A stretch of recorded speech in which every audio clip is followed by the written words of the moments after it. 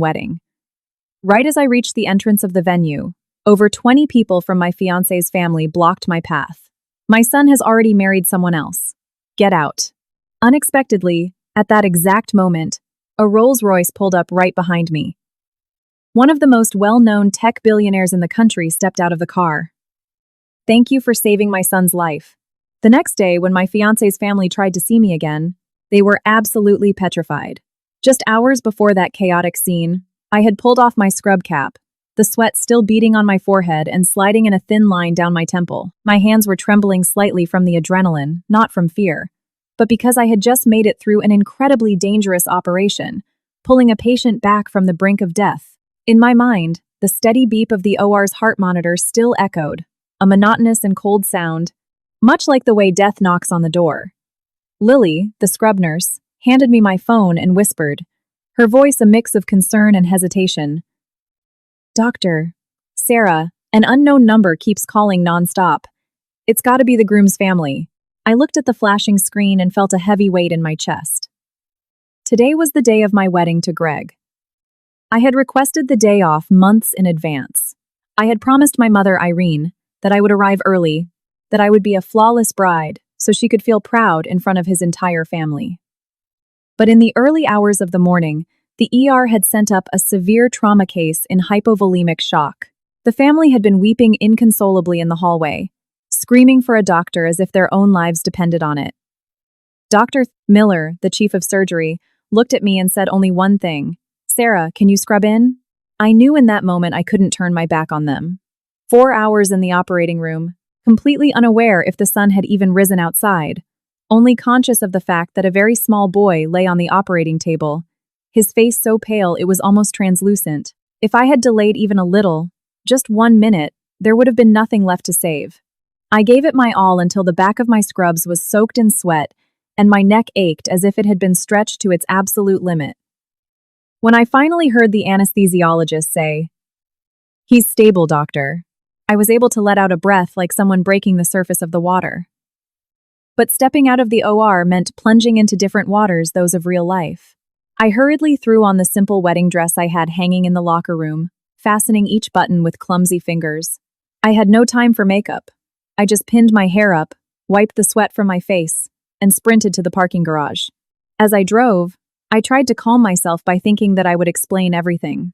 No matter how strict my future mother-in-law seemed, she would have to understand. Greg was a reasonable guy. He loved me. He would take my side. When I pulled up to the country club where the reception was being held, I had barely opened my car door when a group of people surrounded me as if I were a criminal.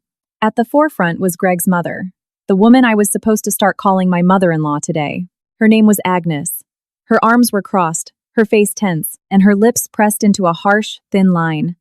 Behind her stood a wall of relatives from the groom's side, so many that it made me dizzy. I glanced around and shuddered. There were at least 20 people. They all looked at me like I was a saboteur. Agnes pointed a finger right at my face, her voice as sour as vinegar. "You still have the nerve to show up here, Sarah?" I froze, trying to keep my composure. "Agnes, I am so sorry. Early this morning, I had a surgical emergency and I couldn't abandon the patient." "Don't you dare call me Agnes with that kind of familiarity." She spat, emphasizing every syllable. "I will not accept this disrespect.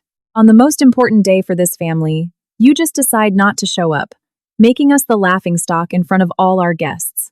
What do you think this family is?" I swallowed hard, feeling all their stares piercing me like hundreds of needles. My face burned, but I still tried to speak gently. "It wasn't my intention. I'm a doctor." Someone was in critical condition. A man in his 40s, Greg's older brother, Ian, stepped forward, his voice icy. "So what if you're a doctor? A doctor should also know that her wedding day is her wedding day. Leaving the groom stranded at the altar is a disgrace."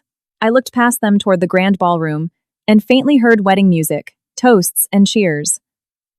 Confused, I asked, "Where is Greg? Let me see Greg. I'll explain it to him."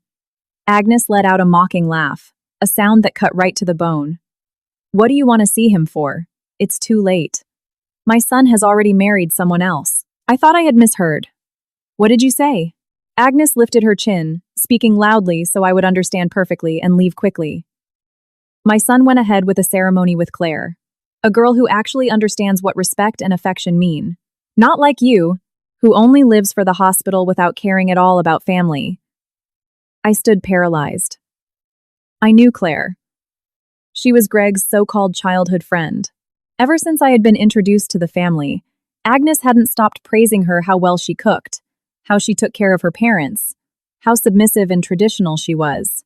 I always thought it was just the habit of older folks to compare and talk for the sake of talking. I never imagined they would dare turn those words into a dagger plunged into my own wedding day. I heard my own voice ask, as if it belonged to someone else. What ceremony? I haven't signed anything. I didn't consent. Oh. You're still talking? Ian interrupted with disgust. Have a little dignity. You're not worthy. Leave. Another woman, probably Greg's Aunt Stella, chimed in. What a stubborn girl, putting work before her husband. Go home, don't make a scene. The family already has a new daughter-in-law. I looked at them, one by one. Whenever I worked overtime, whenever I had night shifts, I always believed that if I lived decently and fulfilled my duties, they would eventually understand me. And now, on the most important day of my life, they had formed a human wall, blocking my entrance, tossing me aside like defective goods. I clenched my fists tightly, my nails digging into my palms until it hurt. I didn't cry. I refused to let them see me weak. I just said, clearly and word by word, let me see Greg. I need to hear it from his mouth. Agnes sneered. Greg is busy toasting with the guests. He doesn't have time for you. Get lost. Get out of here. A few men behind her took a half step forward, as if preparing to physically drag me away. Right at that exact second, the deep, powerful rumble of a luxury car engine echoed behind me. The sound was unmistakable. It glided to a halt right behind the group, causing everyone to instinctively turn around. I turned, too. It was a sleek, gleaming black Rolls-Royce, so elegant that even the afternoon sun seemed to reflect off it softly. The back door opened, and a middle-aged man stepped out. He was tall, with broad shoulders, dressed in a sharp dark suit. He was followed by an assistant and 2 bodyguards. He looked around, his eyes landed on me, and he walked briskly toward where I stood. His face wasn't that of an arrogant billionaire, but rather of someone exhausted and profoundly grateful, like a man who had just survived a night between life and death. He stopped right in front of me and bowed deeply. The entire group of the groom's family seemed to freeze. Agnes's jaw dropped. The man spoke with a deep, clear voice that resonated across the country club entrance. Dr. Sarah, isn't it? I'm Arthur. I've come to thank you. Thank you for saving my son's life. I was stunned. Suddenly, I remembered that in the early hours of the morning, among the relatives waiting outside the OR, there was a man pacing back and forth. His face as tight as a violin string, his eyes red-rimmed, though he was trying hard to hold it together. At the time, I had barely glanced at him, not caring who he was, because the little boy's life was the only thing that mattered. Before I could say anything, Arthur took my hand and squeezed it firmly. His hand was cold, but his grip was very real. He continued, his voice breaking slightly. Without you, my son, I don't think I would have anything left to live for. Tonight, my family is entirely in your debt. I gently pulled my hand back, not out of discomfort, but because everything was happening too fast. I could barely respond. I only did my duty. Rest assured, the boy is going to be fine. Arthur turned to look at the group blocking the entrance, and his gaze suddenly changed, becoming cold and razor-sharp. And who exactly were you telling to get lost just a moment ago? The atmosphere plummeted. The mouths that had been so aggressive just a minute ago snapped shut. Agnes became tongue-tied for a second before forcing a sickly sweet smile. Oh. Excuse me. It's just a misunderstanding. She's my daughter-in-law. We were just discussing some family matters. I listened to her words with sheer bitterness. Just a moment ago, she was screaming that she didn't accept me as a daughter-in-law. Now, seeing a powerful, wealthy man standing beside me, she changed her tune instantly. Arthur didn't even bother looking at her. He turned back to me, his voice softening. Dr. Sarah, would you mind accompanying me for a moment? This place is far too noisy. I'd like to thank you properly. I looked toward the grand doors of the venue, the place I was supposed to enter amidst music and congratulations, but which was now just a human wall of betrayal. Suddenly, I felt completely drained, as if all my energy had been siphoned out. I nodded. All right. Just that simple gesture made the entire group of the groom's family change their expressions. I heard someone sharply suck in a breath. I saw their anxious, darting eyes. I walked alongside Arthur toward the gleaming black car. As I turned my back to them, I heard Agnes calling out to me in a rushed, panicked voice. Sarah, sweetheart! About earlier, I didn't answer. I just walked with slow but firm steps, because I had finally understood something. There are doors that, when slammed in your face by others, you do not need to stand outside and beg to be opened. You just have to turn around and pave a new path for your own life. And I never imagined that on this very day, that new path would open with the low growl of a luxury car engine, and with words of profound gratitude I never thought I'd hear during my moment of deepest humiliation.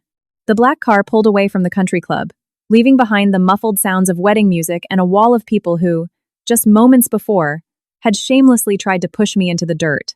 Through the tinted glass, I could still see Agnes's figure planted at the entrance, her lips moving as if trying to call me back, not knowing how. In a matter of minutes, her tone had flipped from get out to sweetheart, as fast as flipping a coin. That sudden shift chilled my blood, because I knew it wasn't affection. It was fear. Arthur sat across from me in the spacious back seat, his posture straight, but the dark circles under his eyes were evident. He probably hadn't slept all night either. The bodyguard sat up front, the assistant next to the driver. No one said a word. The car smelled of new leather and a very subtle cologne, but I didn't feel comfortable. I was still wearing my simple wedding dress, the neckline slightly skewed from dressing in such a rush, my hair pinned up haphazardly with several loose strands falling around my face. I looked at my reflection in the window and felt like a runaway bride fleeing her own disaster. Arthur was the first to speak, his tone calm, as if he feared exhausting me further. Sarah, do you need me to take you home to rest, or would you prefer to go back to the hospital? Hearing the words, do you need anything, put a lump in my throat. Since the morning, all I had been asked was, how dare you show up? What do you think this family is? Get out. No one had asked me what I needed. I pressed my lips together for a moment so my voice wouldn't tremble. I just want to sit down for a minute. I'm feeling a little dizzy. Arthur nodded, signaled the driver to slow down, and told his assistant, find a quiet place. A small coffee shop, nothing flashy. The car turned onto a tree-lined street. I looked out the window. The city was as busy as ever. People came and went without a care in the world. Nobody knew I had just been kicked out of my own wedding. Sometimes the saddest part isn't the tragedy itself, but the fact that it happens in the middle of everyday life, as if your pain doesn't make the world stop turning for even a second. The coffee shop Arthur chose was in a quiet neighborhood, with a beautiful blooming bougainvillea hanging over the entrance. He didn't walk in right away. He opened his door, turned back to me, and said quietly, take your time. If you need anything, just say the word. I stepped out of the car, my legs feeling a bit weak, but I forced myself to stand tall. Inside, the shop was almost empty. There was only soft jazz playing and the rich aroma of roasted coffee. We chose a table by the window. Arthur sat across from me, but he didn't stare with burning curiosity. He looked at me with a measured respect that helped me relax. I ordered a glass of warm water. I didn't want anything sweet. I just needed something grounding. Arthur placed a slender envelope on the table in front of me. This is a small gesture of my gratitude. Please, don't reject it right away. I know doctors have their ethics, but this isn't money to buy a favor. It's a thank you for you and your family. I looked at the envelope and felt my heart shrink. I had heard many stories of patients offering envelopes and doctors refusing them. People sometimes thought the doctor was offended, but with Arthur, I could tell he wasn't trying to make me uncomfortable. He was genuinely searching for a way to lift some of the weight off my shoulders. I gently pushed the envelope back toward him. Arthur, with all sincerity, I cannot accept this. I'm a surgeon. I save people because it's my job. If everyone paid extra for their lives, people's consciences would just become a marketplace. I don't want that. Arthur sighed. almost as if he had anticipated this. He put the envelope away without insisting. I respect your decision, but I still want to do something for you, at least so you don't feel entirely alone today. Hearing the word alone felt like a physical pang in my chest. Because it was true. At my age, I didn't fear being broke or working hard. I only feared that awful sensation of being discarded like a broken toy. I looked up, meeting Arthur's eyes directly. You know what just happened at the entrance of the hotel, don't you? Arthur stayed silent for a few seconds, then nodded. I heard everything. I didn't intend to pry into your private matters, but I couldn't just stand there and watch them insult you like that. You had literally just saved my son, and they had the audacity. I let out a dry laugh, but my eyes started to burn. Arthur, please don't say it's because I saved your son. Even if I hadn't saved anyone today, I still wouldn't deserve to be treated like that. I was late because of an emergency. I didn't abandon anyone. I just did what I believed was right. At that point, the lump in my throat became unbearable. I turned my face toward the window, terrified I was going to break down. I didn't want to cry in front of a stranger. But then the realization hit me. This complete stranger was treating me with more kindness and humanity than the people I was about to call family. Arthur didn't try to comfort me with grand philosophical words. He just said softly, "Doctor, Sarah, do you have a mother?" I nodded, yes. My mom's name is Irene. She's probably at home waiting for news. And she hasn't been feeling well lately. I want to tell her, but I don't know how. Arthur looked at me for a moment longer, then said, "Call her. If you're afraid of upsetting her, just tell her you're okay first, and you can explain the rest little by little." With trembling hands, I dialed her number. The phone rang a few times before I heard my mother's voice, strained with worry. "Sarah, honey, where are you? Why weren't you answering? Did they say anything to you over there? Did you make it in time?" Just hearing Sarah, honey made me want to burst into tears. I took a deep breath, trying to sound as normal as possible. "Mom, it's me. I'm fine. Don't worry. I stepped out for a bit. I'll come see you soon." My mother went silent for a second, as if she were carefully listening to my breathing over the line. "Something happened to you, didn't it?" I bit my lip. I couldn't just blurt out that I had been kicked out of my own wedding. I was afraid it would cause her blood pressure to spike. I just said, "Mom, early this morning I had to handle a very severe emergency with a little kid. I was late, and Greg's family is a bit upset. I'll come home and tell you everything. Have you eaten? Did you take your medication?" My mother sighed. Her voice softened, always worrying about everyone else. "And your own life? All I care about is that you're okay, honey. Listen to me. Don't let anyone walk all over you. I'm an old woman. I can handle the shock. Don't be afraid for me." I closed my eyes. My mother was always like this. She spoke little, but her love was a fortress. I said okay and hung up. When I lowered the phone, I realized my eyes were wet. I wiped them quickly, but Arthur saw. He didn't ask any more questions. He just pushed the glass of warm water closer to me. I took a sip. The warmth seemed to soothe my tight throat. I spoke in a quieter voice.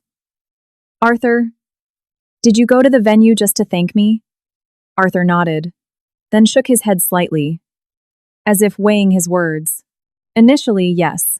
It was just to say thank you. But when I got to the hospital, they told me you had taken the day off to get married. I thought someone as dedicated as you must be the absolute pride of her family. I wanted to thank you in front of your loved ones so they would know what you had done. Who would have thought?" He stopped, frowning slightly. "Who would have thought they would turn your wedding into a humiliation?" I smiled bitterly. "Because they thought I was just an ordinary doctor. They thought I didn't have anyone powerful backing me up. They thought I just had to swallow it." Arthur looked at me, his voice firm. "You don't need anyone backing you up to be respected. But if you wish, I am willing to help you resolve this immediate problem so you can live in peace." I shook my head. "The problem isn't them. The problem is that I trusted Greg." Mentioning his name sent a sharp pain through my chest, like a needle being driven into my heart. I remembered Greg's face when he proposed, telling me he would protect me, that he wouldn't let his mother make things difficult for me. I remembered the times he held my hand and said, "You do your job. I understand you." And now, just because I was absent for a few hours to save a life, He could stand at an altar and marry someone else? Or did they force him? Or was he just weak? Or was he already willing to let me go long before today? Arthur asked gently, "Do you want to see Greg to clear things up?" I stayed silent for a long time, then said, almost as if speaking to myself, "I'll see him." But not to beg. Just to close the chapter. To close it for good. My phone vibrated on the table. The screen flashed with Agnes's name. I didn't have it saved, but I had memorized the number. I stared at it for a few seconds, then silenced it. Immediately after, Ian's number called. I silenced that too.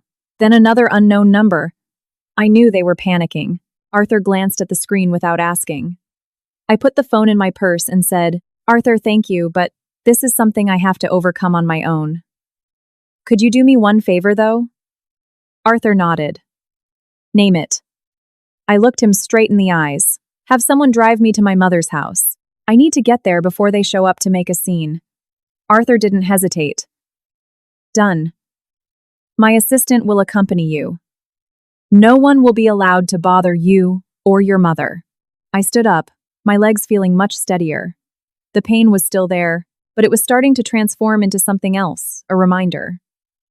I might fall, but I would not allow myself to be trampled again. When I stepped out of the cafe, a gentle breeze brushed my face. Suddenly, the air on the street felt much more breathable than the stuffy atmosphere of the country club. I didn't know what the road ahead held, but I knew I had to go back to my mother, Irene, first, because even if the whole world turned its back on me, my home was the only place where someone called me with a trembling, loving voice. "Sarah, honey." The car pulled up in front of the familiar, modest street where my mother lived. The sun was high in the sky now, glaring off the old shingled roof of her house. I looked at the small porch and felt my heart clench. Since my dad passed away, my mom lived here alone. Because I was always so busy at the hospital, I could usually only drop by late at night. Today, I was supposed to take her to the wedding, hold her hand as we walked into the ballroom, so she would feel at peace knowing her daughter had a solid shoulder to lean on. And now, I was returning in a half-buttoned wedding dress, carrying a storm inside my soul. Arthur's assistant stayed a few steps back, keeping a very respectful distance. I took a deep breath, telling myself I had to be strong. I couldn't let my mother see me fall apart. I barely pushed the front door open, and she was already there. She was wearing an old beige blouse and still holding a dish towel. When she saw me, her eyes lit up, but then stopped dead when she took in my disheveled dress and messy hair. She didn't ask questions immediately. She just pulled me inside, closing the door softly, as if she were afraid the wind would eavesdrop on our conversation. "Sit down first," she said with a strange, eerie calm. "Drink some water." I sat at the kitchen table, holding the glass of room-temperature water she poured for me. The water rippled with the shaking of my hands. My mother looked closely at my face, then touched my forehead. "You're exhausted, aren't you? Look at the bags under your eyes." I shook my head, forcing a smile. "I'm fine, Mom." She didn't smile back. She sat across from me and sighed deeply. "Sarah, tell me exactly what happened." I knew I couldn't hide it from her. I put the glass down and took her thin, warm hand. "Mom, I was late. I had to do an emergency surgery. When I got to the venue, they blocked the doors. My mother-in-law, Agnes, said Greg had already married someone else." I spoke very slowly, laying out each word on the table like heavy stones. When I finished, I bowed my head. I was terrified to see my mother's expression. She stayed completely silent for a long time. I could only hear the ticking of the wall clock. Then, she asked in a low but razor-sharp voice, "And Greg? Did he say anything to you?" I shook my head. I didn't even see him. My mother nodded, as if she understood everything. She stood up and walked to her bedroom. I heard the sound of a drawer opening. A moment later, she returned holding an old photograph of my father. She placed it on the table, looked at it for a second, and then said, "Your father used to teach me something. A good man shows his face in difficult times. A weak man hides. Greg has chosen to hide." I bit my lip. My tears finally fell, splashing onto my mother's hand. She didn't wipe them away. She just patted my hand gently. "Cry, honey. Cry as much as you need to. Don't keep it bottled up inside. I broke down. Not wailing, but crying with a tight throat in heavy waves. I told my mother everything that had happened at the hotel entrance, every hurtful word, every glaring look. She listened. Her face grew pale, but her posture remained impeccably straight. When I told her about Arthur showing up, she frowned and asked for details. I told her everything without adding or omitting a single fact. When I finished, she sighed. Saving a life is a blessing, but that blessing isn't something to show off, and much less something for others to take advantage of. Remember this, Sarah. Don't go getting soft just because someone has money. I nodded. I know. I just asked him to give me a ride so I could get here in time. I was afraid Greg's family would come here to make a scene. My mother looked toward the front door, her voice resolute. If they come, I will do the talking. You stay out of sight. Her words were calm, but I felt as if an impenetrable wall had just been erected in front of me. Right at that moment, my phone vibrated again. This time, it was Greg's number. I stared at the screen, my heart pounding against my ribs. My mother saw it and said quietly, "Answer it. Make everything crystal clear." I picked up the call. Yes? Greg's voice on the other end sounded hoarse and desperate. Sarah? Where are you? I answered curtly. At my mother's house. Greg went quiet for a second, then started speaking rapidly, as if afraid I would hang up. I'm so sorry. Things aren't what you think. This morning, my mom caused a massive scene. The thing with Claire. It was just a symbolic ceremony to calm her down. It doesn't mean anything. I smiled, a hollow, sad smile. It doesn't mean anything, and yet you stood at an altar and married her? They forced me. You know how my mother is. I don't want to lose you, Sarah. Please, come back and we can talk. I looked at my mom. She shook her head, very softly. I turned my attention back to the phone. My voice was unnervingly calm. Greg, do you know where I was early this morning? I know. You were in surgery. I operated for 4 hours to save a 5-year-old boy. During those 4 hours, where were you? Greg stammered. I was at the venue, worried sick. I continued without raising my voice.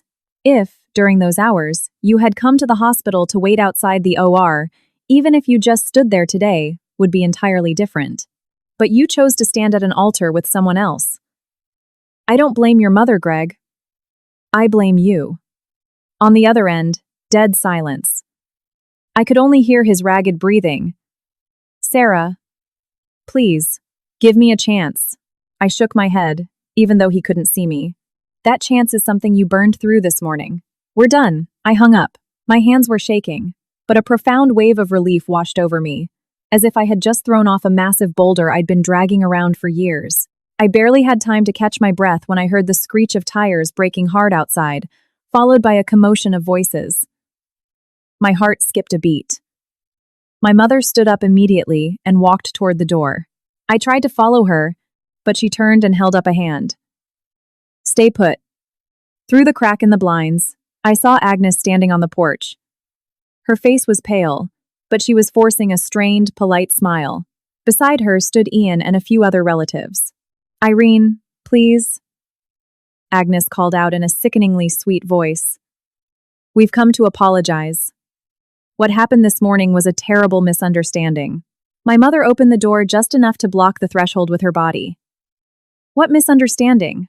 Agnes launched into a litany of excuses that it was wedding jitters, that it was a huge mistake, that she had always thought of Sarah as her own daughter. My mother listened without interrupting once. When Agnes finally ran out of breath, my mom spoke slowly. You think of my daughter as your own, and yet this morning you told her to get out? Agnes was left completely speechless. Ian tried to step in. Ma'am, these are just family matters. Sarah is our daughter-in-law. My mother cut him off. Her voice was still low, but it possessed the density of steel. If there is no wedding, there is no daughter-in-law. And if he has already married someone else, even less so. Ian's face flushed bright red. Agnes switched to a pleading tone. Please, Irene, try to understand us. Sarah is an outstanding girl. Our family cherishes her. Let her come back to us, I promise you. My mother smiled sadly. When did you cherish her? When she was in an operating room saving a life, did you cherish her? When you blocked her at the door to her own wedding, did you cherish her? No one answered. My mother continued, pronouncing every single word with absolute clarity. My daughter is a surgeon. She saves lives because it is her calling, not so you can use her to save face at a country club. As of today, our families have absolutely nothing to do with each other. Leave. Agnes opened her mouth to say something else, but footsteps echoed from behind them. Arthur's assistant stepped onto the porch, his voice polite but incredibly firm. Excuse me, Dr. Sarah is not receiving any visitors. I must ask you to leave the property. Seeing a man in a tailored suit acting as security, Agnes panicked. Ian grabbed her arm, and they practically scrambled back to their cars, heads down. I watched them drive away through the blinds. I had no fear left, only a hollow space in my chest. My mother closed the door, locked the deadbolt, and walked back into the kitchen. She looked at me, her eyes red, but her voice was as gentle as a summer breeze. It's over now. Go rest, honey. I hugged her for the first time all day. For the first time all day, I finally felt safe. Mom, I'm so sorry. She stroked my hair. What are you apologizing for? You live your life with decency. That's the only thing that matters. That afternoon, I fell into a deep sleep on the couch. When I woke up, I saw a text message from Arthur. Are you and your mother okay? If you need anything at all, don't hesitate to tell me. I replied simply, we are okay. Thank you. The late afternoon sun was casting long shadows on the porch. I sat next to my mom, listening to her tell old stories about my dad, about the hard times they had survived together. Suddenly, I understood that there are weddings that don't need fancy dresses or a string quartet. They are simply the moments when you choose to stand on the side of what is right, and you have your true family standing right there with you. That night, I decided to request a leave of absence from the hospital. I needed time for my mom and time for myself. The road ahead was uncertain, but at least I hadn't taken another step in the wrong direction. The following days passed much slower than I expected. There was no more wedding planning, no more frantic phone calls with vendors. There was only my mom's small house, the smell of drip coffee in the morning, and the constant hum of the box fan in the afternoon. I requested a week off, just as I had told my mother I would. At first, she objected, saying I was young, that my career was important, that if I took too much time off, the hospital staff would talk. But then, noticing the dark circles under my eyes, she went quiet and merely suggested, if you're going to rest, rest for real. Don't let your mind keep racing. I listened to her. Every morning I woke up early to make her breakfast and remind her to take her blood pressure medication. Sometimes my mother would look at me with a mix of deep love and sorrow. I used to worry that when you got married, you'd leave me all alone, she said one morning, then offered a faint smile without finishing the thought. I realized that out of this nightmare, something good had actually happened. At least now I could be by her side without having to rush over to my future mother-in-law's house to endure her passive-aggressive remarks about my cooking or my hours. The gossip spread faster than I anticipated. Within 2 days, the neighborhood ladies knew my wedding had been canceled. Some stopped by to check on me. Others lingered on the sidewalk, looking at our house with morbid curiosity. I didn't hide, nor did I offer any elaborate explanations. My mother, on the other hand, remained completely unfazed. To anyone who asked, she gave a single answer. My daughter did the right thing as a human being, and that is more than enough. On the afternoon of the third day, while I was folding laundry, my phone rang. It was the chief of surgery, Dr. Miller. I answered. His voice was gravelly, but warm. Sarah, how are you holding up? I'm doing okay, Dr. Miller. He hesitated for a second, then said, about what happened to you. Rumors are already flying around the hospital. Don't worry. Nobody here is blaming you.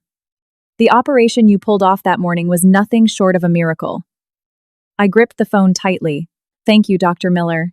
Next week we have a very complicated M&M conference, he continued. If you feel ready, come back. If not, take all the time you need. Your spot is safe here. I told him I'd be there and hung up. I sat in silence for a moment. It turned out that the place where I was most terrified of being judged was the place that understood me best. And the place I thought would be my lifelong refuge had been the first to throw me to the wolves.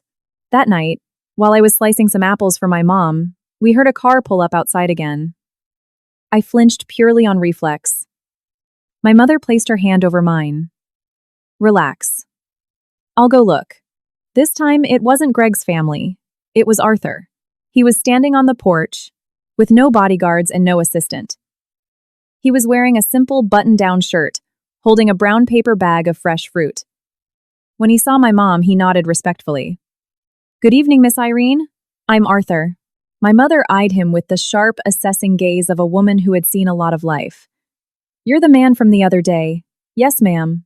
I'm the father of the boy Dr. Sarah operated on." My mother nodded and pushed the screen door open. "Come in." Arthur stepped inside. He glanced around the modest living room without a hint of surprise or condescension. He placed the bag of fruit on the kitchen table and said, "The other day I left in a rush and didn't get to properly introduce myself." My mom sat down and looked him straight in the eye. "Why are you really here?"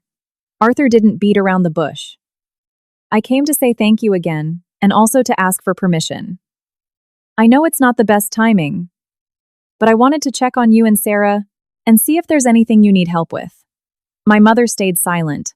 I was standing near the hallway listening to every word. My mother wasn't easily swayed, especially by strangers, and even less so by wealthy men. After a long pause, she said, "My daughter saved your son because it was her duty. You do not owe us anything." Arthur nodded. "I understand that. I'm not here to pay off a debt with money. I just thought that during a difficult time for Sarah, if an outsider with zero expectations could help with anything, well, here I am." My mom looked at him again. Her expression softened just a fraction. "Sarah, come out here." I walked into the kitchen. Arthur stood up and greeted me with a polite nod. "Are you doing all right?" "I'm all right," I replied. I turned to my mom. "Mom, Arthur just came to visit." My mother looked between the two of us. "Have a seat." We sat around the small kitchen table. The atmosphere was slightly tense, but not uncomfortable.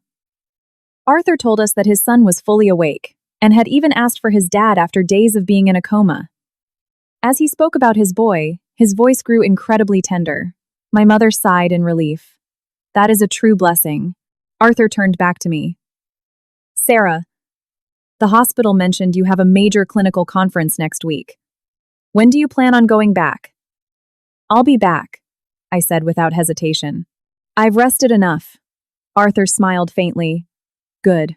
You belong in a hospital much more than in those loud, pretentious country clubs."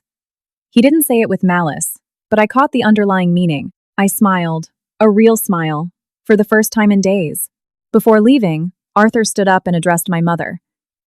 "Miss Irene, if you ever need anything, please do not hesitate to reach out. I consider Sarah the savior of my family, which makes you like family to me too." My mother didn't explicitly accept the offer. She merely said, "As long as you live a decent life and take good care of your son, that is enough for me." Arthur nodded respectfully and headed for the door. I walked him out. When we were alone on the porch, he spoke in a low voice. "I don't want to pressure you. If you don't want to see me, I won't come back." I shook my head. "You don't need to avoid me. I just need time." "I understand," he said. "I'll be waiting. Just as a friend." That night, as we were locking up, my mom asked me, "What do you think of that man?" I thought about it and answered honestly, "I feel at peace around him, but I'm not ready to think about anything else." My mom nodded. "Good. Don't rush. You can walk as slowly as you want through life, as long as you're walking in the right direction." The next day, I received a text from Claire. It was just one line. "Sarah, I am so sorry. I didn't want things to end up like this." I stared at the screen for a long time before finally typing back, "What's done is done. Focus on your own life." I wasn't as furiously angry with Claire as I thought I would be. I was just tired of relationships built on the weakness of the man standing in the middle. That evening, I sat on the porch listening to my mom talk about my dad. "Your father's family opposed me too," she said, looking out at the street. "But he never abandoned me. That's why I believe you judge a man's worth by where he chooses to stand when things get hard." I looked up at the sky. The stars were faint against the city glow. I thought of Greg and his broken promises. I no longer felt a sharp, stabbing pain, just an empty space that was slowly filling up with peace. The following week, I returned to the hospital. When I slipped my white coat back on, I felt like I was exactly where I belonged. My colleagues looked at me without too much intrusive curiosity. They just nodded like it was any other Tuesday. When the bright lights of the OR turned on, I knew that here, at least, I wouldn't be abandoned. And I also knew my story wasn't over. I had just turned the page to a new chapter. Quieter, perhaps, but infinitely more real. The morning I officially returned to work, a light drizzle had been falling since dawn. The hospital entrance was busier than usual. The wailing of ambulance sirens was relentless, a sound so familiar that just hearing it confirmed I was in the right place. I buttoned my white coat, adjusted my ID badge that read Dr. Sarah, and looked at myself in the mirror for a second. My face still showed traces of exhaustion, but my eyes were different. They were no longer lost like they had been days ago, but anchored in a calm I had painstakingly rebuilt. Dr. Miller found me in the hallway. He didn't ask how I was doing. He just clapped me on the shoulder. "Get to work, Sarah. We've got a trauma consult that needs you." His business-as-usual attitude was exactly what I needed. Here, I wasn't the jilted bride or the girl thrown out of her own wedding. I was a surgeon. The operation took much longer than expected. When I peeled off my gloves, I noticed my hands ached from the intense focus, but it was a familiar, satisfying ache. The strangest part was that during the entire procedure, my mind had been completely dialed in. Not once did I think about Greg, or Agnes, or the grand entrance of that hotel. I suddenly realized that some wounds start to heal on their own the moment you return to your true calling. As I walked out of the surgical wing, I saw Arthur standing at the end of the corridor. He didn't rush over, he just waited. When he saw me, he offered a small smile and nodded. I walked over to him. "Did you come to see your son?" "Yes," he replied. "He's fully alert now." He specifically asked to see Dr. Sarah. I walked with him to the pediatric ICU. The little boy was sitting up in bed, looking miles healthier than the last time I saw him. When he saw me walk in, his face lit up and he gave a weak wave. "Hi, doctor." I gently took his small hand, feeling a warm rush of affection. "You are so brave, buddy. Be good and listen to the nurses, okay?" Arthur stood beside me, his eyes glistening. He murmured, "You see? With just one chance to live, everything changes." I nodded, knowing his words carried a weight far beyond the little boy in the bed. When we stepped out of the room, Arthur asked, "Are you busy this evening? I'd like to officially take you and your mother out to dinner to say thank you. If it's too much, I completely understand."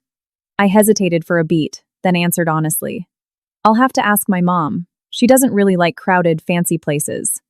Arthur smiled. "Then we'll eat at a small diner near your house. Nothing formal." That afternoon, I went to pick up my mom. She wore a simple dress, her hair neatly styled. On the way to the restaurant, she asked me, "This Arthur, what's your read on him?" I thought about it. He seems like a decent man, but I really don't want to think beyond that right now. My mom nodded. "You're doing the right thing." The dinner was incredibly relaxed. Arthur didn't talk too much. He didn't boast about his tech empire, his money, or his status. He told us how his wife had passed away young, how he had raised his son completely alone, and how there were times, balancing boardrooms and pediatricians, when he thought he was going to break. My mother listened closely, her eyes softening.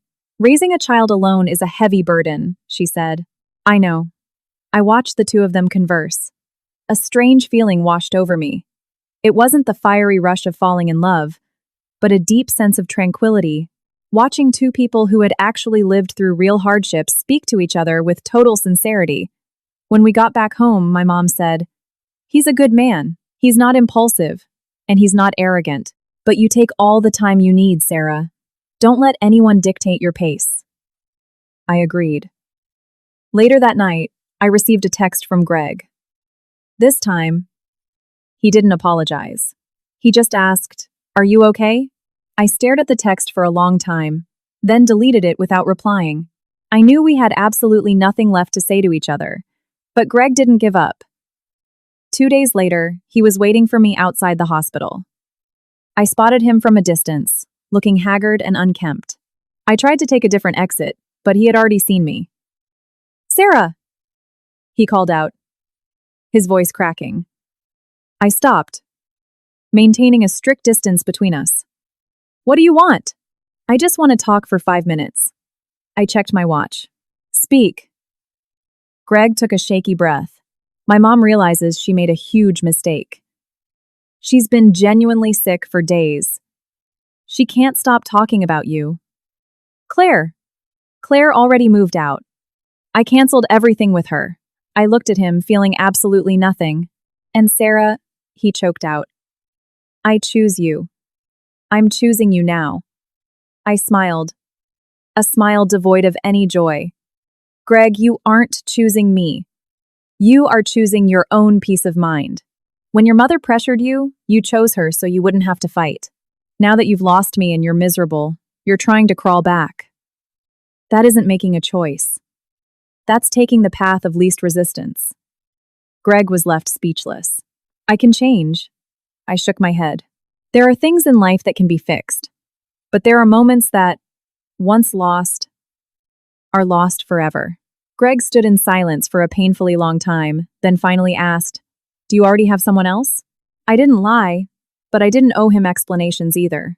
"That has absolutely nothing to do with you anymore." He dropped his head. "I'm sorry. I already heard about him. And I'm already over it," I said. I turned around and walked away. I felt impossibly light, as if a physical tether had finally been snapped. I knew then that Greg was, officially and permanently, a ghost of the past. A few days later, my mother had to be admitted to the hospital for a sudden severe spike in her blood pressure. I was terrified, but I kept my professional calm. I spent the entire night sitting in a chair next to her bed. Arthur somehow found out. He didn't blow up my phone. He just sent one message. "I'm here. If you need anything, tell me." The next morning, he showed up at the hospital room with a thermos of hot chicken noodle soup from a local deli. He didn't bombard me with questions. He just looked at my mom and said, "Rest easy, ma'am. With Sarah right here, you'll bounce back in no time." My mother looked at him and managed a weak smile. "Having you here makes me feel like my daughter actually has someone in her corner." I stopped pouring the soup and looked at her. She squeezed my hand. "I mean it. Whether you lean on him or not is entirely up to you." Arthur stood up and said quietly, "I'm going to step out for a minute and let you two eat." When we were alone, my mom looked at me for a long time. "Sarah, what are you most afraid of right now?" I thought about it. Trusting the wrong person again. She nodded. "It's completely normal to be afraid. But don't let that fear board up your doors. Just remember, whoever enters your life needs to be brave enough to stand right beside you when the roof caves in." I stayed silent. I thought of Arthur. I thought of the look in his eyes that day at the country club entrance. He didn't ask who was right or wrong. He only asked if I was okay. And last night it was the same. He didn't ask what I wanted him to do. He just told me he was there.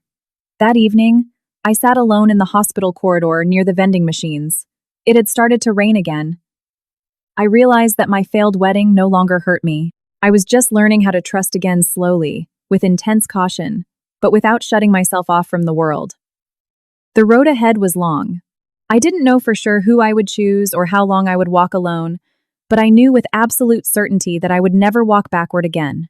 After the night my mother spent in the hospital, my life slowed down, as if someone had turned the volume of the world way down.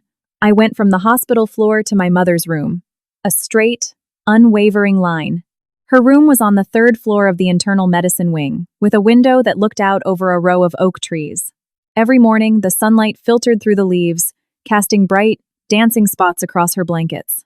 My mom said watching those leaves gave her more peace than being at home. I got used to waking up early to make her a warm casserole or soup and bringing it in Tupperware. One afternoon, I was so bone-tired that I fell asleep in the awful plastic chair beside her bed. When I woke up, I found my mother awkwardly trying to drape a blanket over my shoulders with her shaking hand.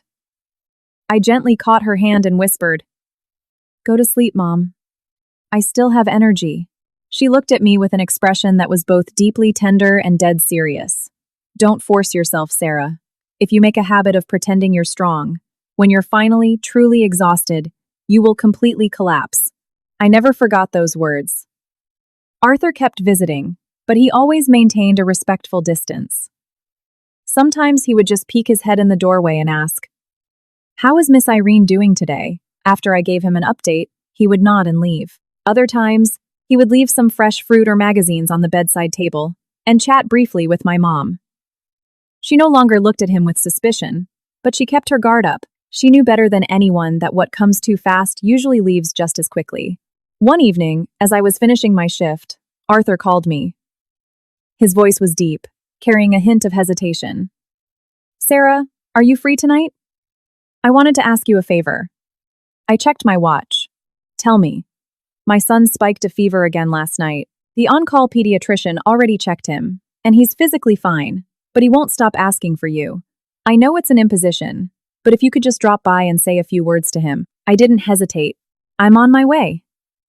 The pediatric wing was much quieter than during the morning rounds. The little boy was facing away from the door. But when he heard me walk in, he turned, his eyes lighting up. "You came!" I sat on the edge of the bed and felt his forehead. "I'm right here. You have to be good and do what the doctors say, okay?" The boy grabbed my hand with surprising strength. Arthur stood a few feet back, his eyes red.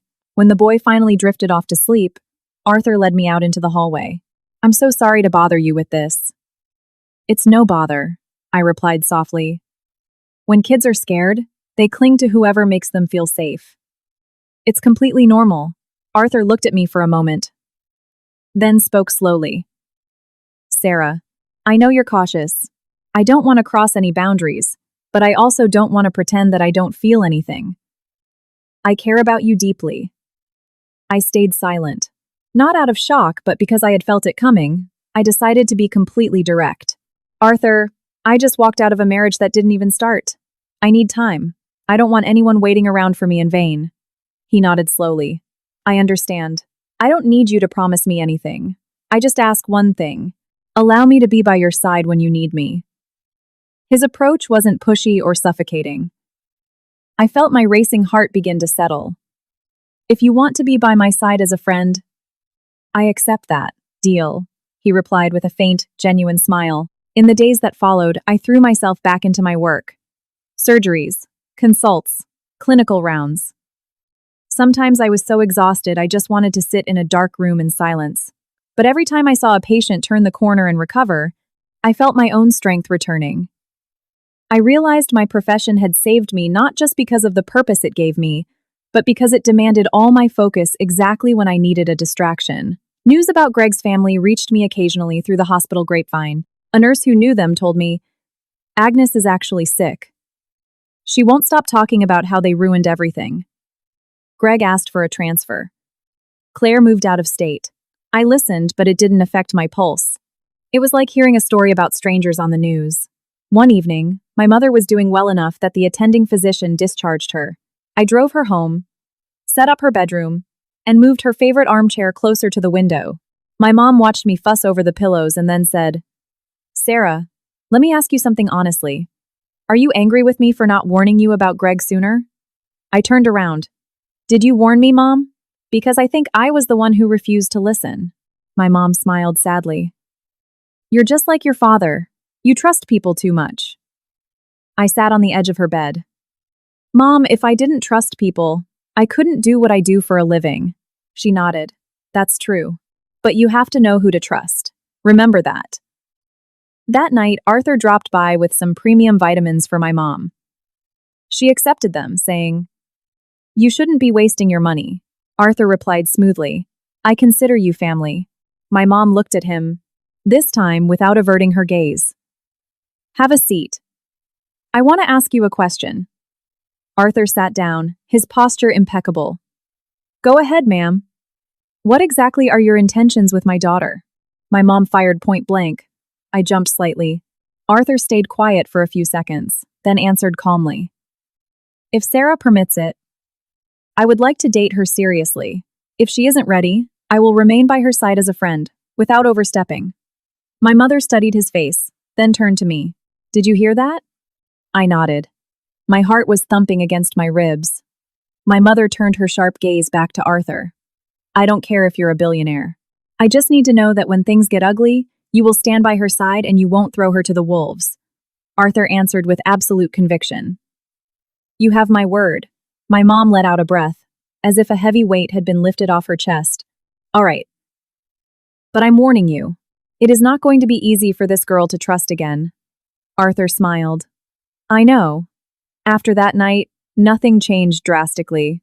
But an invisible thread now connected us. I no longer kept my guard up around him, though we didn't rush forward either. We talked more about our jobs, about his son, about the mundane fears of everyday life. I knew he had also suffered a massive loss, which was why he was in no hurry. Once, while driving back from picking up my mom's prescription, I asked him, Aren't you scared? Scared of what? Of starting a relationship when both of us have so many scars. He kept his eyes on the road and said slowly, Of course I'm scared, but what scares me the most is never having the guts to take the leap. That answer stayed with me. That night, sitting alone on my front porch, feeling the cool evening breeze, I realized that my heart wasn't dead-bolted shut like it had been those first few days. I was slowly cracking the door open, letting the light in, but making sure the wind didn't blow too hard. I didn't know what the future held. All I knew was that I was moving at my own pace, without anyone pushing or dragging me. And this time, if I decided to fall in love, I would do it with my eyes wide open and a heart that knew how to protect itself. After that blunt conversation between my mother and Arthur, the little house felt more peaceful. Not because the storm had totally passed, but because everyone had laid their cards on the table, leaving nothing hovering in the air. I noticed that my mom no longer looked at Arthur with a raised eyebrow, but rather with the quiet observation of a seasoned mother assessing if a man was strong enough to anchor her daughter. As for me, I kept my head down at the hospital, but I carried a strange new sense of support inside me. Not because I had a rich man behind me, but because I knew that if something went wrong, there was someone willing to just listen, without interrupting, without offering unsolicited advice. And that alone felt like hitting the lottery.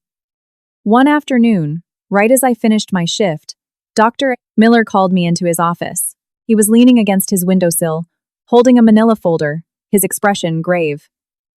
Sarah, have you heard anything from Greg's family recently? I shook my head. I have zero contact with them. Dr. Miller sighed heavily. They just filed a formal complaint against you with the hospital's medical board. I felt my blood run cold. A formal complaint? Yes, he nodded. They are claiming that you abandoned your post on the day of your wedding, damaging the reputation of the groom's family. They are also heavily implying that you used an emergency surgery to network with a high-net-worth individual. For a second, the room spun. I couldn't believe they had stooped this low. I gripped the edge of his desk. And what is the hospital going to do? Dr. Miller looked at me with deep seriousness, but no hostility. The hospital has already run an internal review. The surgical report is flawless. The on-call team corroborated your timeline perfectly. You did absolutely nothing wrong, Sarah. But this is going to be an administrative headache. They are trying to make a massive PR stink out of it. I took a deep breath. I'm not afraid of an investigation. I'm just terrified my mother will find out. Dr. Miller nodded sympathetically. I get it. You just keep doing your job. Let HR and legal handle the rest. That night, I didn't say a word to my mom, but she seemed to sense it. As I was washing the dinner dishes, she asked, What happened today? You look like you've seen a ghost. I was going to lie, but I ended up telling her everything. Greg's family filed a formal complaint at the hospital. My mom put down her tea mug and stared at me for a long time. What more do they want from you? They say I ruined their family's honor. My mother let out a harsh, bitter laugh. The honor they themselves dragged through the mud by having a fake wedding to save face at a country club? I dried my hands and held hers. I'm not scared, Mom. I'm just worried that you're going to worry. My mom patted my cheek. Don't underestimate me, Sarah. I might be old, but I'm not so fragile that I can't weather this. If you did the right thing, you walk into that hospital with your head held high. The next day, Arthur found out through Dr. Miller. He called me immediately. His tone was low, but razor sharp. Sarah, do not worry about this. I've already spoken to my legal team. If they continue to defame you, I will personally testify on your behalf. I will tell the board exactly what I saw that morning. I was quiet for a moment. You don't need to do that. I don't want to drag you into this mess, Arthur replied instantly. You aren't dragging me anywhere. I am stepping in voluntarily. Because you don't deserve this. His words hit me right in the chest. I remembered the day at the hotel entrance when he had planted himself in front of me, not asking for context, just asking if I was okay. Now, he was doing the exact same thing. He wasn't asking what PR spin to use, he was just saying he'd be on the stand. A few days later, the hospital convened an official meeting. Present were department heads, a hospital lawyer, and a representative for Greg's family. It was Ian. He sat across the long mahogany table, refusing to meet my eyes. When the board pressed him for details, he talked in circles, unable to provide a single piece of evidence beyond his mother's wounded pride. I sat calmly and laid out the exact timeline, from the moment my pager went off to the moment they physically blocked me at the venue doors. I didn't embellish, I didn't complain, I just stated the absolute facts. When I mentioned Arthur pulling up in his car to thank me, Ian stared at the table. He probably realized that his mother's spite had escalated into something they couldn't control. The meeting concluded with a swift and decisive resolution. I was cleared of any wrongdoing. The complaint was officially dismissed. When I walked out of the boardroom, my legs felt like jelly. I wasn't ecstatic. I was just bone, tired. It was a completely unnecessary battle, but one I had to fight. Arthur was waiting in the lobby. When he saw me, he stood up. Is it over? Yes, I breathed. He nodded. Let's go get some food. I think you need a massive burger. I actually laughed. You're very practical. We ate at a classic American diner a few blocks away. We didn't talk about the hospital drama anymore. We just talked about normal things. He told me his son had started running around the house again and was telling everyone he wanted to be a surgeon when he grew up. Listening to him anchored me, but I knew the storm hadn't entirely passed. A few days later, Greg showed up at my house. I was still at work. My mom was home alone. When I pulled into the driveway, I found my mom sitting in the living room, looking pale. Greg was sitting across from her, his head buried in his hands. He came to apologize, my mom said, before I could even take my coat off. I looked at Greg. He had lost a lot of weight. What are you doing here? Greg spoke in a hollow voice. I know I messed up. My mom went completely off the deep end. I never imagined she would file a complaint with your hospital. I smiled. A tight, cold smile. You didn't imagine it, or you were just too cowardly to stop her? Greg didn't answer. My mom stepped in. Greg, I don't hold any hatred in my heart for you. But you are far too late. Greg looked up, his eyes bloodshot. Please, just give me one chance to fix this. My mom shook her head. Life doesn't just put opportunities on pause while you figure things out. Leave. Don't make this any more pathetic than it already is. Greg turned to me. Sarah. I cut him off, my voice steady. Go. I am perfectly fine. You need to figure out how to live your own life decently. Greg lingered for a few agonizing seconds, then finally stood up and walked out the door. When it clicked shut, my mom sighed deeply. You see, honey? People only come crawling back when they've run out of other options. I hugged her from behind. I don't regret a single thing anymore. That night, I texted Arthur. It's all over. He replied quickly. Good. Now, get some sleep. I lay in bed, staring at the ceiling, replaying everything that had happened. From the catastrophic wedding day to the hospital complaint, from the sheer agony to the quiet peace I felt right now, I was no longer the submissive girl trying to please a nightmare mother-in-law. I had learned how to stand tall without forcing it, and how to protect my boundaries without lowering my head. And I knew this story was leading me to a new crossroads, where I would have to make choices not just with my heart, but with a hard-earned maturity. After Greg left, a profound silence took over the living room, like the eerie calm that follows a violent thunderstorm. My mother sat in her chair for a long time, staring out at the small backyard where she tended her tomato plants. I brewed a cup of herbal tea and placed it in her hands. Her fingers trembled slightly, but her voice was as solid as rock. You see, People beg for forgiveness when they have no options left, not because they actually comprehend the damage they've caused. I sat on the sofa beside her. I know. I expect absolutely nothing from him anymore. My mom nodded and turned to me, her gaze a mixture of sternness and deep maternal love. Sarah, consider that chapter permanently closed. Don't let him drag you back into his mess for a second time. They can hurt you once, but if they hurt you twice, it's because you left the door open. I nodded in silence. My heart wasn't racing anymore. There was an empty space inside me, but it wasn't a cold void. It was the satisfying emptiness of a room that had finally been deep cleaned. A sense of pure relief, even if I hadn't put any new furniture in it yet. In the weeks that followed, I threw myself into the hospital. It was a brutal season for the surgical ward, back-to-back operations, endless consults. There were night shifts where, by dawn, I was slumped against the break room wall drinking lukewarm drip coffee, my eyes burning. But strangely, I didn't feel the soul-crushing exhaustion I used to. Maybe because my mind was no longer tethered to a broken relationship. Arthur kept his word. He stayed close, but never pushed. Sometimes a whole week would pass where we only exchanged short text messages asking about my mom's blood pressure, or if I was getting enough sleep. Not a single rushed romantic declaration, not a single heavy promise. It was precisely that measured restraint that made me feel so incredibly safe. One Friday afternoon, as I was charting my last patient, Arthur texted me, "Sarah, my son is officially getting discharged from outpatient follow-up this weekend. If you have some free time, I'd love to invite you and your mom over to my house for lunch. It's not a big party, just a family meal." I read the message and chewed on my lip for a while. I asked my mom. She sat in silence, then said, "Go, Sarah. Go so you can see exactly how he lives. What his house feels like. How he raises his boy. Observe everything very carefully, and then make your own decision." I nodded. I understood she wasn't pressuring me.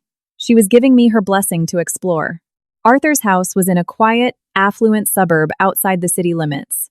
It wasn't an ostentatious mansion, but rather a beautifully designed, sprawling two-story craftsman home with a large front yard where I immediately heard the sound of a kid laughing. When we parked, his son came sprinting out the front door. When he saw me, he yelled happily, "Dr. Sarah!" I crouched down and caught him in a hug, feeling a sudden, immense wave of tenderness. My mother watched the scene from the driveway, and her expression softened considerably. Lunch was simple. Arthur had grilled some steaks and made a salad, nothing overly complicated, but everything was immaculate. My mom insisted on helping clear the table. The two of them chatted easily, as if they were old neighbors. I paid close attention to how Arthur spoke to his son, gentle but with clear boundaries and firmness. When the boy finished eating, he picked up his plate and proudly brought it to the sink to show me. It was obvious this was a home with solid routines, a family that didn't need to put on a show for guests. After lunch, my mom announced she wanted to go sit on the patio to enjoy the breeze. I knew she was doing it on purpose to give us a moment alone. Arthur and I stayed in the living room. The afternoon sun was streaming through the large windows. Arthur was the first to speak. "Sarah, I invited you today not to put pressure on you. I just wanted you to see my real life, so that whatever decision you make it knowing exactly what you're walking into." I looked at him. "Aren't you afraid that seeing all this might make me run away?" He smiled slightly. "Of course I am. But what I'm more afraid of is starting something built on an illusion." His absolute transparency left me momentarily speechless. I realized that after everything I had been through, I had developed a hypersensitivity to bullshit. And Arthur, by laying everything bare, was respecting that sensitivity entirely. On the drive back, my mom didn't say much. That night, as she was getting ready for bed, she asked, "What did you think of today?" I thought for a second. I felt peaceful. My mom nodded. "Peace is a beautiful thing, Sarah. But don't rush to anchor your whole life to it just yet. Let time give you the final answer." A week later, the hospital hosted a statewide clinical symposium. I was selected to present a case study on a highly complex pediatric trauma surgery, specifically the surgery that had made me late to my wedding. Standing at the podium, looking out at the auditorium filled with top surgeons, I saw Dr. Miller in the front row, nodding encouragingly. I spoke clearly, detailing the procedure without skipping a beat. When I finished, the entire room broke into applause. I bowed my head slightly. A very different emotion washed over me. It wasn't ego, it was validation. The absolute confirmation that on that morning, I had made the right choice. Following the symposium, I received an invitation to join an elite, specialized surgical research team. It was an opportunity that would consume even more of my time, but it would skyrocket my career trajectory. I told my mom about it. She thought about it for a minute, then said, "Take it, honey. I can take care of myself." I looked at her, noticing how much more silver was in her hair now. "I'm terrified of leaving you alone too much." My mom smiled warmly. "I am not alone. I have you. And I get to watch you build your life. I refuse to be an anchor holding you back." That evening, I texted Arthur about the research group. He replied with one line. "Congratulations. I knew you'd get it." He didn't ask if I was stressed. He didn't whine about how it would affect our time together. Just a concise, rock-solid vote of confidence. I realized that the best kind of support doesn't always need to be breathing down your neck. It just needs to be a steady wall you can lean on when you're tired. But just when my life felt like it was cruising on a smooth highway, I got a call from an unknown number. On the other end was a weak, raspy voice. "Agnes. Sarah. It's me. I wanted to see you." I froze. A sudden cocktail of old anxiety and anger surged up, then quickly sank back down. I looked at my mom sitting across the room. She couldn't hear the call, but my face told her everything. "Who is it?" she mouthed. "Agnes," I whispered back. My mom stayed quiet for a long moment, then said slowly, "You don't owe them a damn thing. But if you feel you need to close this chapter one last time for your own sanity, go. I won't stop you." I got back on the phone and agreed to meet Agnes at a Starbucks near the hospital, a very public place, in broad daylight. I wasn't scared, but I refused to put myself in a vulnerable position. Before walking in, I texted Arthur. "Dealing with a personal matter today. Might be out a little late." He replied instantly. "Do what you need to do. I'm right here." Those words, demanding nothing, questioning nothing, were all the armor I needed. I didn't know if seeing Agnes would rip open an old wound or finally cauterize it. All I knew was that I would never let anyone dictate my worth again. I arrived at the coffee shop 10 minutes early. It was on a quiet corner, a few blocks from the hospital, not too crowded, the perfect neutral ground for a difficult conversation. I chose a booth by the window and ordered a hot green tea. I wrapped my hands around the cardboard cup, feeling the heat, but internally I was shockingly lucid. I wasn't trembling like I had been outside the country club, nor was I furious like during the hospital investigation. I just felt like I was reaching the end of a very long, exhausting road. Agnes arrived a few minutes late. When she walked through the door, it took me a second to recognize the woman who, with her hands on her hips, had publicly humiliated me. She looked frail now. She had lost weight, her shoulders were slumped, and she walked with a slow, heavy gait. She wore a dark, unremarkable cardigan, her gray roots were showing, and her face had lost all its haughty arrogance, replaced entirely by deep fatigue and timidity. She looked around, spotted me, and stopped. She hovered there for a second before approaching the table. I stood up, not out of submission, and not trying to be intimidating. I just gave her a curt nod. "Have a seat." Agnes slid into the booth, her hands tightly clasped in her lap. I ordered another hot tea for her. When the barista dropped it off, she whispered, "Thank you."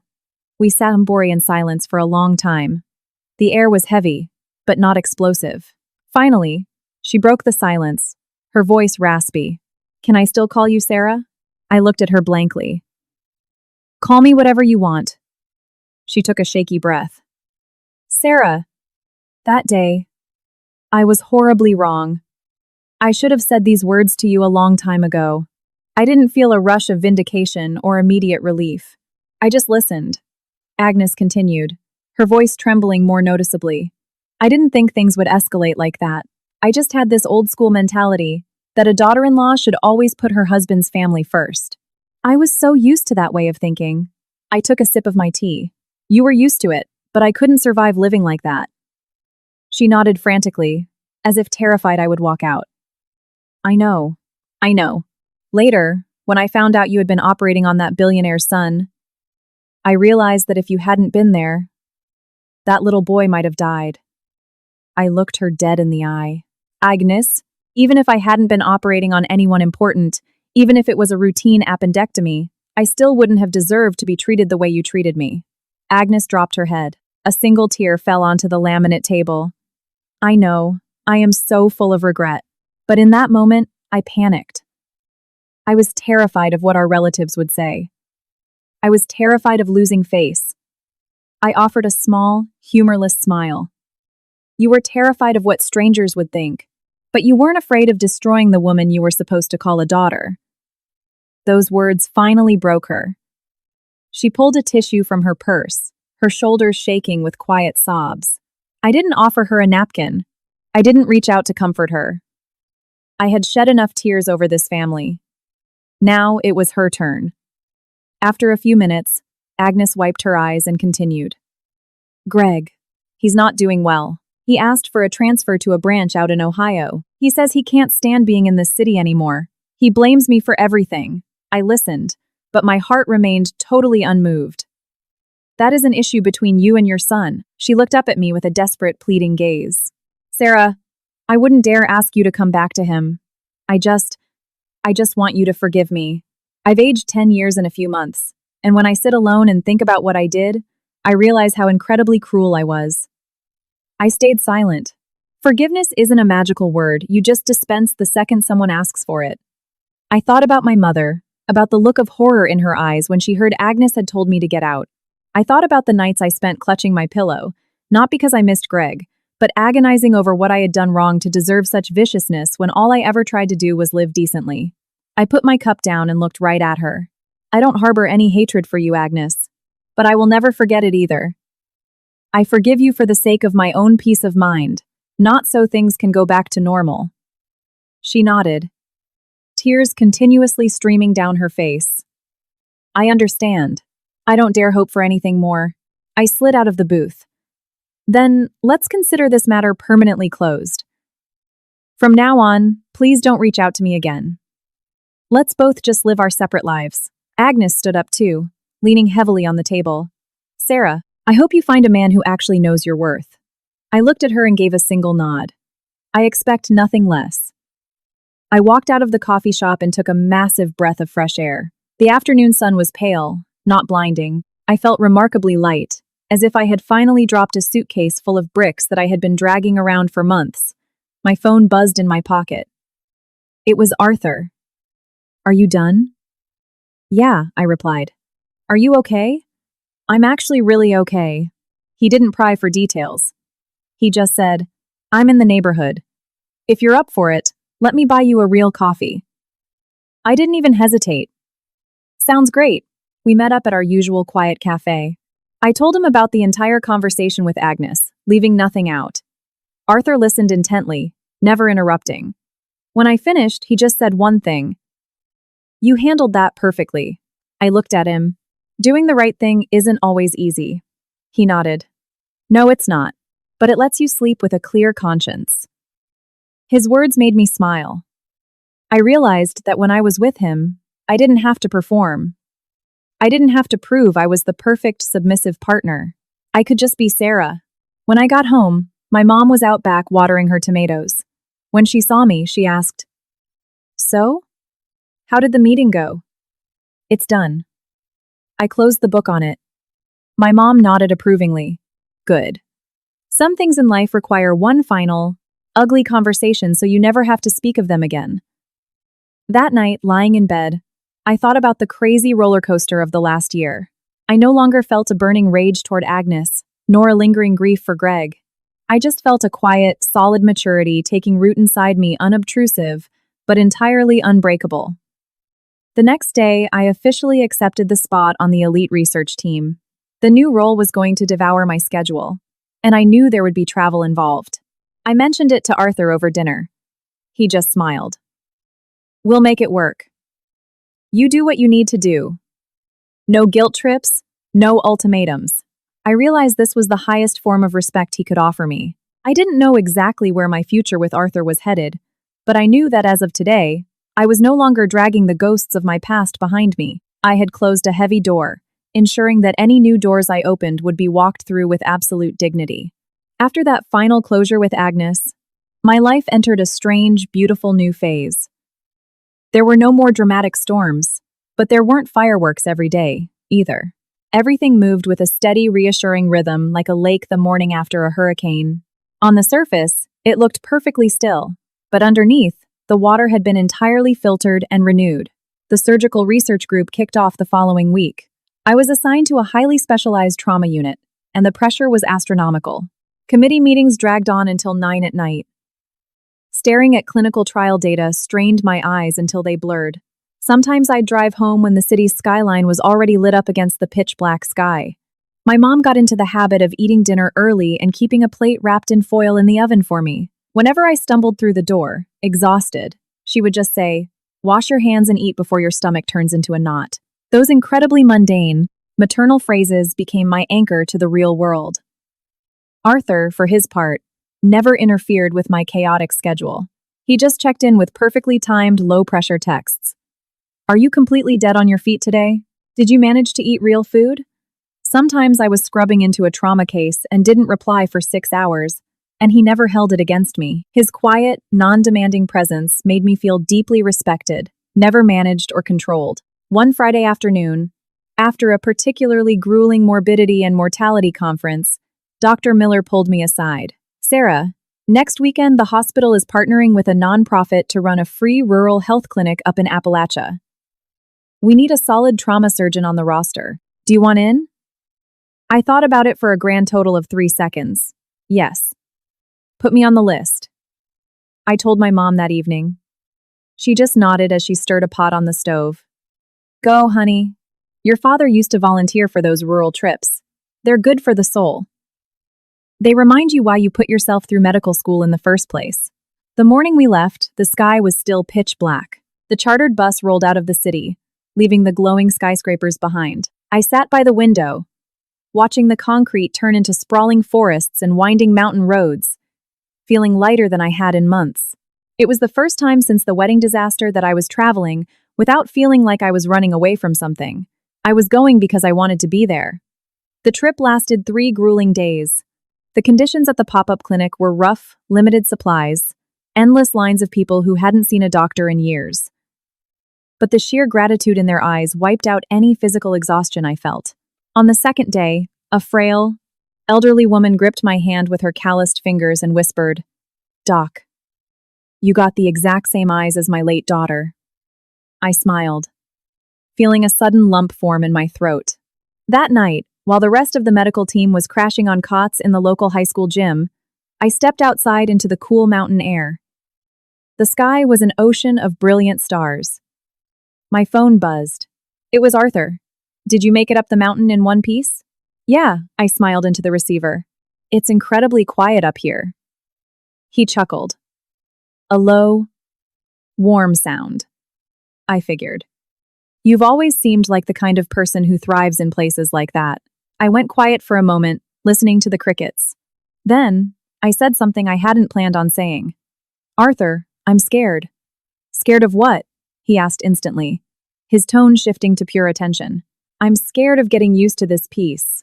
I'm scared that the second I get comfortable, the rug is going to get pulled out from under me again. I'm terrified I won't have the strength to survive another humiliation." He didn't reply with a quick cliché. He let the silence hang for a few seconds. Then, he spoke slowly, his voice dropping an octave. "Sarah, I cannot promise you that life won't throw any more curveballs at you, but I can absolutely promise you that when they come, you will not be standing in the batter's box alone." It wasn't a fairy tale vow. It was a deeply human, grounded commitment. I closed my eyes and let out a long breath. "Thank you." When I got back to the city, my mom was waiting for me on the porch. She looked me up and down and frowned. "You look like you lost 5 pounds. "I'm fine, Mom," I laughed. She shook her head and ushered me inside. "Skinny, but your eyes are shining. I guess that's the part that matters." That night, as I was tossing my dirty scrubs into the laundry, my mom called me into the kitchen. She was sitting at the table, her expression dead serious. "Sarah, sit down. We need to talk." I took a seat. "What's wrong, Mom?" "I am not going to forbid you from moving forward with your life," she started, her gaze intense. "But I want you to remember something. If you choose a man to spend your life with, You make damn sure he is someone who won't leave you feeling alone inside your own house. Do you understand me? I knew exactly who she was talking about. I nodded. I hear you, Mom. A few weeks later, Arthur asked if my mom and I would accompany him on a drive up to a small town upstate. It was the anniversary of his late wife's passing, and he was going to visit her grave. I hesitated. This was a massive, profoundly intimate line to cross. I talked to my mom about it. She thought about it for a long time, sipping her tea, before finally saying, "If you go simply as a supportive friend. Do not go trying to wear any other label." I made that explicitly clear to Arthur. He agreed immediately. Of course. I am not trying to force you into any role. I'd appreciate the company. The drive was quiet. His hometown was a sleepy, picturesque village. The cemetery sat on a rolling green hill overlooking acres of farmland. Arthur stood in front of the headstone for a very long time, lost in a silent conversation. I stood several yards back, giving him total privacy, just anchoring him with my presence. On the drive back to the city, Arthur looked over at me. "Thank you for coming today. It meant the world to me." "I understand," I replied softly. And I really did. That profound loss was the fire that had forged the grounded, reliable man sitting next to me. After that trip, I realized that there was undeniably a permanent space for him in my heart. Not the desperate, fiery space of a young romance, but a space reserved for someone who could walk into my life without shaking the foundation I had bled to rebuild. One rainy Tuesday evening, Arthur drove me home from the hospital. He put the car in park in my driveway, but he didn't unlock the doors. He turned to me, his face utterly serious. "Sarah, I don't want to live in this gray area anymore. I know you needed time, but I also need to know where this road is going." I looked at him. My heart was beating a slow, heavy rhythm against my ribs. "Go on. I want to date you officially, with the explicit intention of building something permanent, not to use you as a band-aid, but to build an entirely new life together. If you still aren't ready, I will back off. But I need clarity." I sat in the glow of the dashboard lights for a very long time. I thought of my mom's advice. I thought of my grueling career. I thought of everything I had survived. Then, I looked him in the eye. "I can't make you any massive 10-year promises right this second. But I am willing to give us a real, honest try." Arthur smiled. It wasn't an explosive, triumphant grin, but a deeply warm, relieved smile. "That is more than enough." That night, I slept like a rock, no nightmares. No lingering anxieties. I knew I was finally moving forward, not sprinting away from my past, and not desperately clinging to a savior, but walking forward on my own 2 feet, which were finally planted on solid ground. Once Arthur and I officially defined where we stood, our relationship didn't suddenly become loud or performative, but there was an undeniable, subtle shift in the gravity between us. He no longer called just to check the weather. Our conversations had real weight, a genuine exchange of 2 lives merging. I stopped dodging questions about the future, though I still kept a healthy dose of realism. We didn't plaster our relationship all over social media, but we both knew exactly what trajectory we were on. My mother was the first to silently acknowledge it. She never made a big speech, but whenever Arthur was scheduled to come over, she would deliberately cook an extra portion of whatever she was making. She'd casually tell me, "Check the fridge, make a list of what we need for the weekend." These tiny, domestic gestures were the ultimate stamp of approval from a woman who didn't trust easily. Meanwhile, my career was hitting a fever pitch. The surgical research group entered the clinical trial phase, and the pressure on my shoulders doubled. There were nights I didn't unlock my front door until well after midnight, when the house was dead silent and my mom was already fast asleep. I'd slip into her room just to check on her, listening to her steady breathing in the dark, and that alone would refill my tank for the next day. Arthur, entirely aware of my punishing schedule, never demanded date nights I couldn't afford. He would just send a quick text. "Take care of yourself today." Sometimes, reading those 5 words between back-to-back surgeries was the only thing keeping me sane. One Sunday morning, while I was lacing up my sneakers for a run, my mom called out from her bedroom. She was sitting on the edge of her mattress, holding a battered wooden jewelry box. "Sarah, come here for a minute." I sat next to her. She popped the latch and pulled out a simple, scuffed gold band. This was your father's, and my wedding ring. I stared at it, surprised. Why are you giving this to me now? My mom met my gaze, her eyes deep and intensely focused. I'm not giving it to you so you can wear it. I'm giving it to you so you remember what it represents.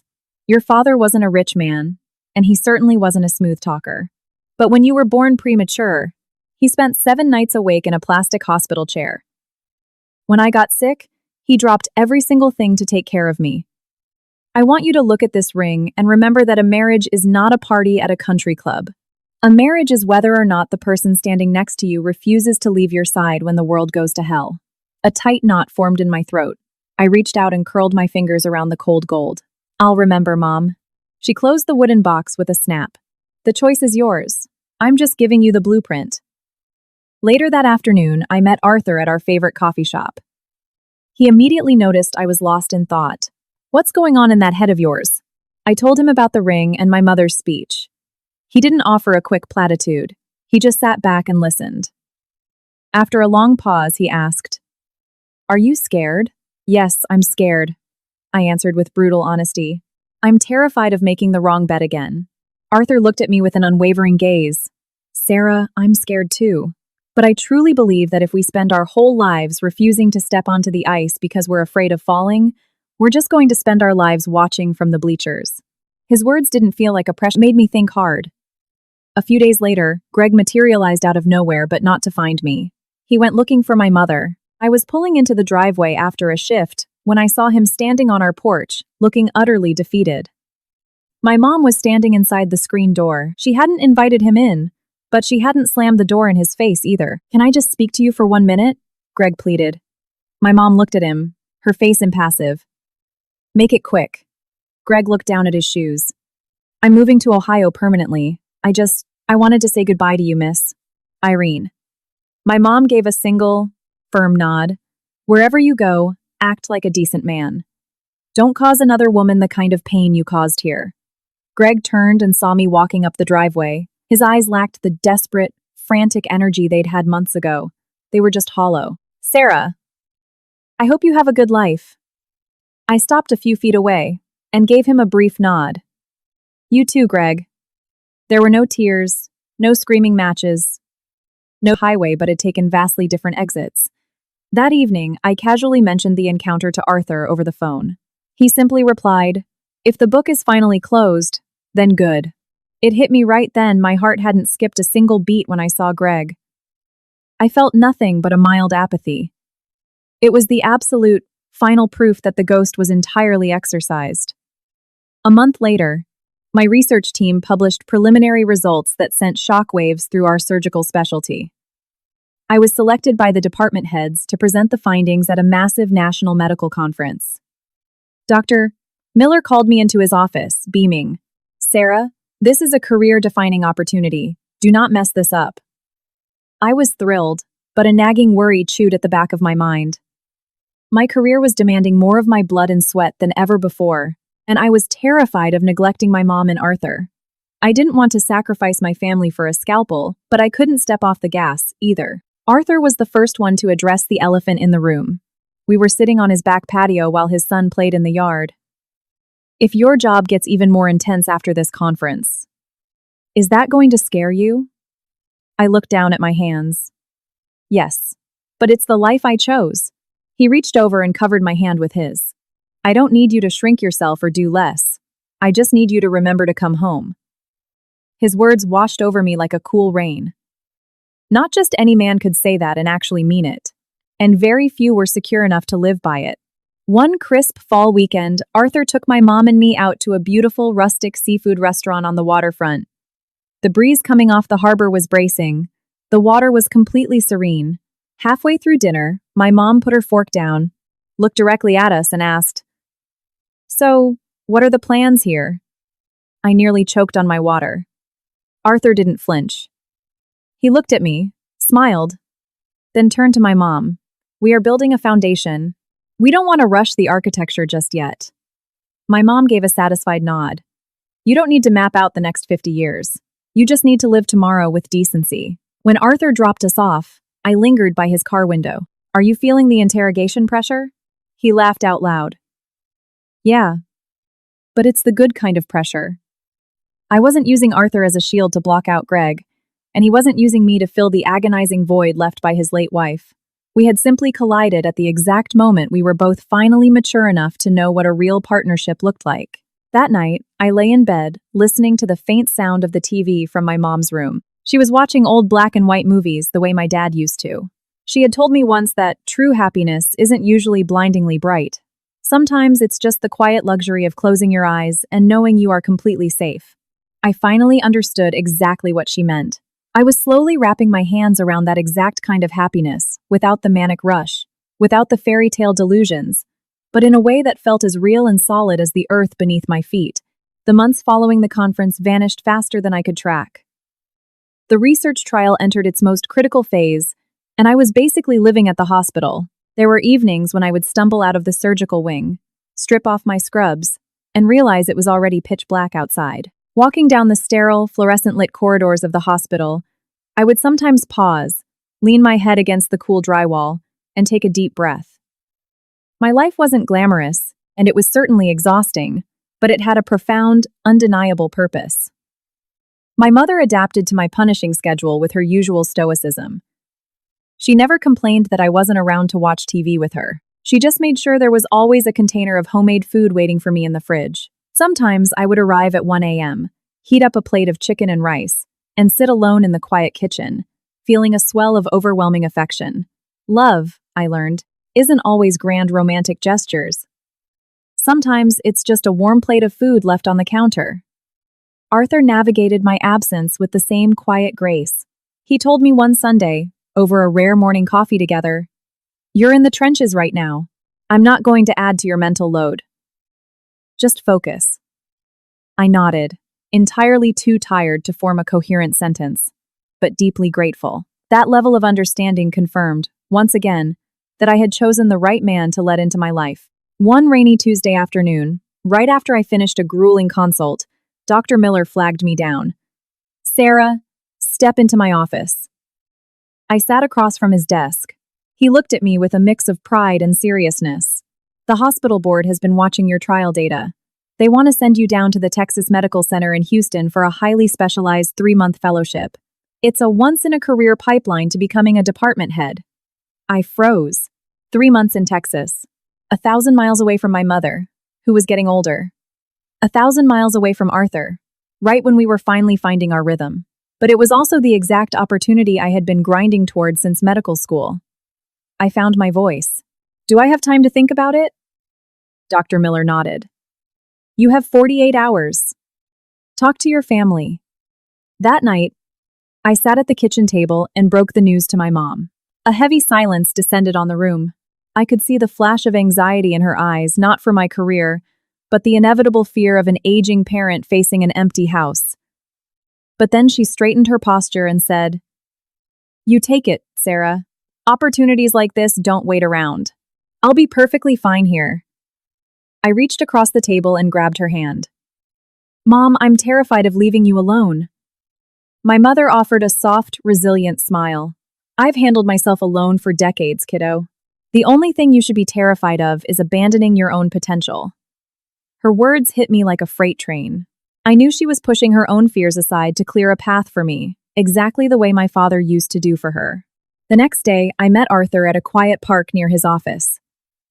We sat on a damp bench as the autumn leaves fell around us. When I told him about the Texas fellowship, he didn't look shocked, and he didn't look angry.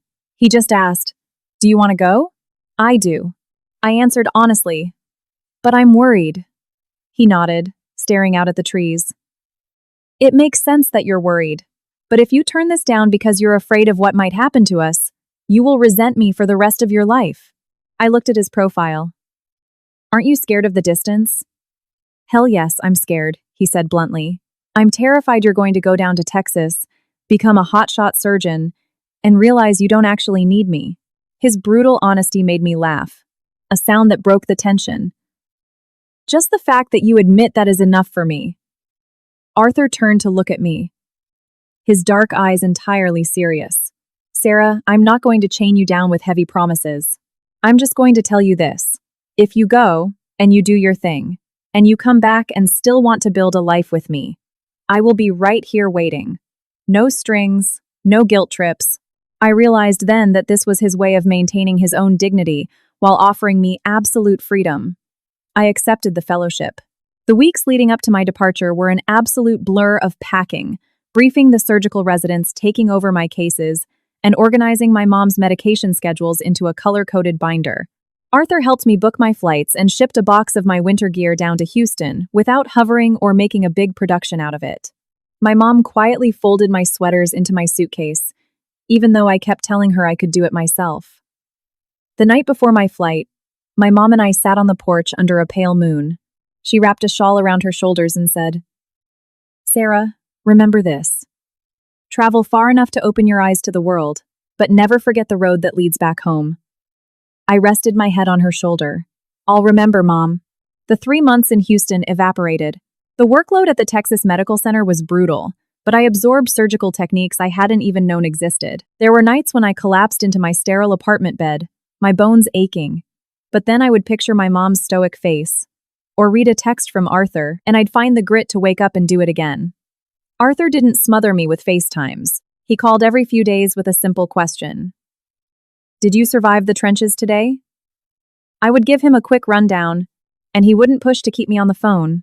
His reliable, low-maintenance presence was the tether that kept me from floating away. The day I finally flew back home, a cold, steady rain was washing over the city. When the cab pulled up to my house, my mom was standing on the porch.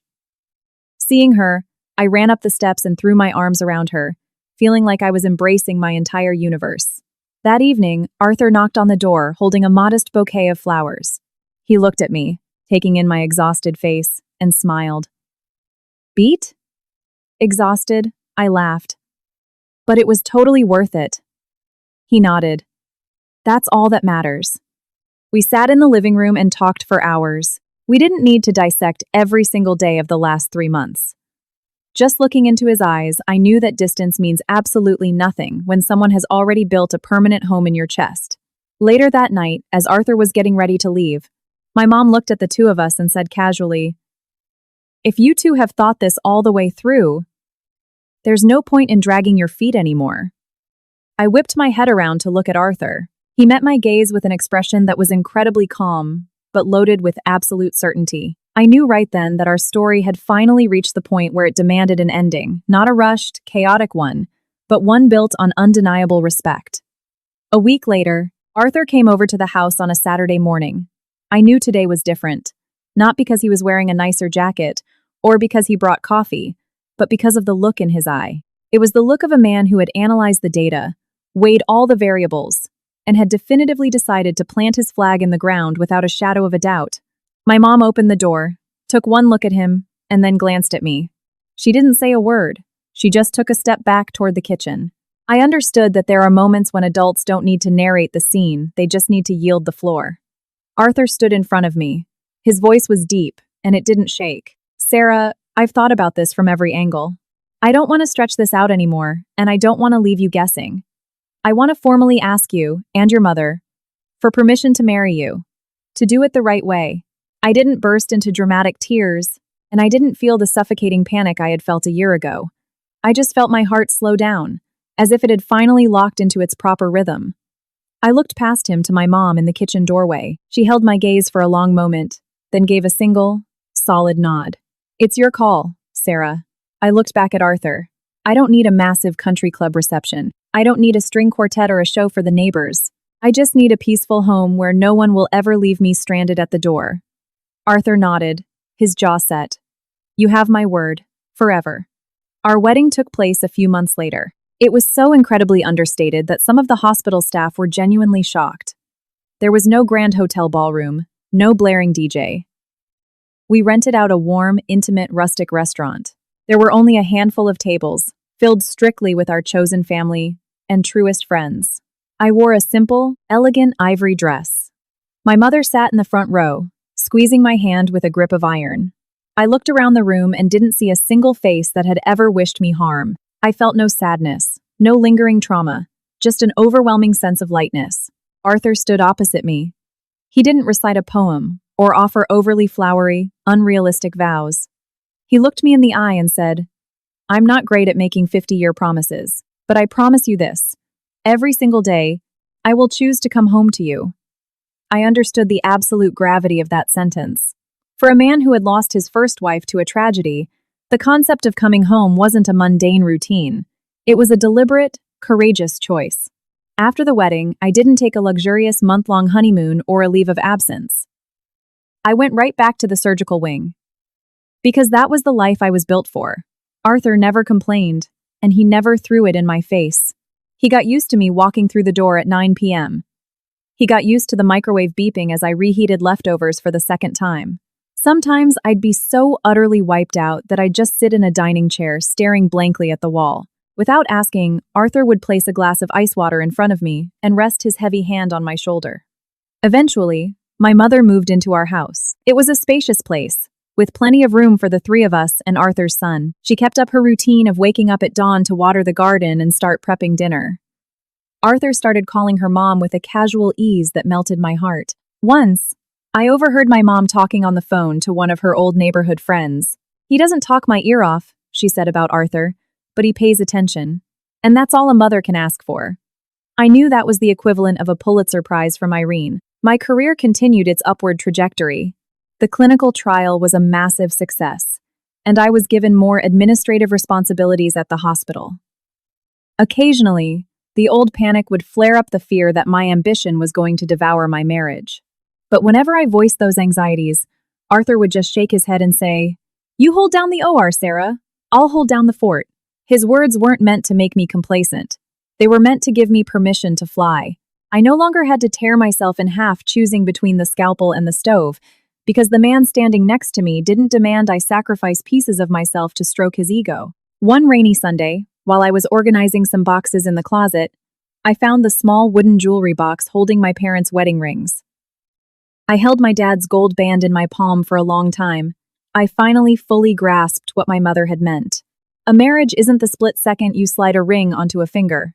It's the thousands of quiet, exhausted Tuesday nights where two people sit in a room together and realize they don't feel empty anymore. Every now and then, rumors about Greg's family drifted my way. He had stayed out in Ohio, practically cutting off contact with his relatives. Agnes's health had continued to decline. Her days spent in a bitter, lonely house. I didn't actively avoid hearing about them, but I certainly didn't seek the information out. I genuinely just hoped that they had learned their lesson. The space in my chest that used to hold resentment was completely boarded up. One winter night, during a brutal on-call shift, a massive multi-car pileup flooded the ER. I sprinted into the OR on pure adrenaline. 4 grueling hours later, we managed to stabilize the final patient. When I pushed through the double doors into the waiting area, peeling off my scrub cap, I saw Arthur leaning against the wall, holding my heavy winter coat over his arm. He looked up. He didn't ask if the surgery was a success, and he didn't ask if I was going to make the front page of the hospital newsletter. He just looked at my tired eyes and asked, "Are you okay?" I nodded. He draped the heavy coat over my shoulders and said softly, "Let's go home." In that exact moment, a flashback hit me. I remembered that horrific morning standing outside the country club. Years ago, I had also walked out of a life-saving surgery, the sweat still drying on my forehead, only to be met with a firing squad of disgusted stares and a locked door. Now, I was walking out of an OR, but there was someone waiting for me. Not because I was a hero, not because of my salary, but simply because I was his wife. I realized then that karma isn't necessarily some dramatic, vengeful force. Karma is just the universe slowly guiding everyone to the exact place they belong. A year later, on the exact calendar date I was supposed to have married Greg, Arthur took my mom and me out to a nice steakhouse. Nobody brought up the past. My mom was laughing more. Her health was incredibly stable. As we were clinking our wine glasses, Arthur raised an eyebrow with a smirk. "This exact day a few years ago, you were probably having a really bad time." I smiled, taking a sip of my Cabernet. Because of that really bad time, I get to sit at this table tonight. Later that evening, I stood alone on the back deck of our house, wrapped in a blanket, looking out at the faint city lights on the horizon. I thought about the jagged, painful road I had walked, and the deep wounds that had once made me question my own worth. If, on that fateful morning, I had chosen to ignore my pager and walk past the ER. If I had bowed my head, begged for Agnes's forgiveness, and married Greg out of a sheer terror of ending up alone, I probably would have lived a very quiet, socially acceptable life. But it would have been completely hollow on the inside. Standing there in the cold air, I wasn't infinitely richer, and I wasn't a household name, but I was fiercely, unapologetically true to myself. I was a trauma surgeon. I was Irene's daughter. I was Arthur's wife. And above all, I was Sarah, a woman who refused to trade her conscience for a seat at someone else's table. Arthur stepped out onto the deck, sliding the glass door shut behind him. He stepped up beside me and wrapped his arms around my waist. "What are you thinking about out here?" "The ending," I said quietly. He looked down at me, confused. "The ending of what?" I smiled, leaning back against his chest. "The ending of a very old, very exhausting story." "And?" he asked, pressing a kiss to the top of my head. "And the beginning of ours." He took my hand, lacing his fingers through mine, and didn't say another word. There are some endings in life that don't require a standing ovation or a dramatic monologue.